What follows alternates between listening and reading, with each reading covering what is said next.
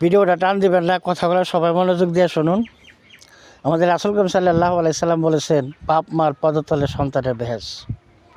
আজকাল সেই সন্তানেরা এই কথাটা বুঝতে পারে না।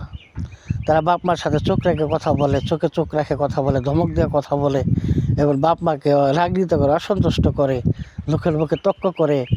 এই ধরনের সন্তানরা বাপ মার পায়ের নিচে সন্তানের ভেষ, এই কথা তারা ভুলে যায় এবং তারা ওই মর্যাদা হারাই ফেলায়। এই ধরনের যেই সন্তানরা আছে, ওই বাপ মার এদের বলি যে এদেরকে আপনারা বদদোয়া দিয়েন না। কারণ আপনারা যদি বদদোয়া দেন তাহলে এই সন্তান জাহান্নামী হয়ে যাবে। যে সন্তান এই ধরনের কাজ করবে তাদের জন্য উপর দিয়ে রাগ করবেন, ভিতরে কষ্ট পুষে রাখবেন না। আর তাহাজ্জুদের নামাজ পড়ে সন্তানের জন্য বেশি বেশি দোয়া করবেন যে আল্লাহ যেন তাদেরকে মাফ করে, তাদের ব্যস্ত নসিব করে, তাদেরকে হেদায়েত দান করে। কোনো বাপ মা চায় না যে সন্তান এই স্বপ্নের মাধ্যমেও চায় না যে তার সন্তান জাহান্নামী হয়ে যায়।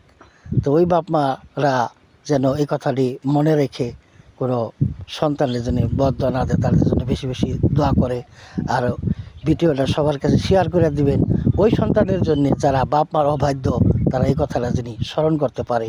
আর যেই বাপ মা মনে কষ্ট পুষে রাখে, ওই বাপ মা যেন জানতে পারে যে না, মনে কষ্ট পুষে রাখলে বা এই সন্তানের প্রতি বদদোয়া লাগবে, তাদের জন্যে আল্লাহর কাছে দোয়া করতে হবে।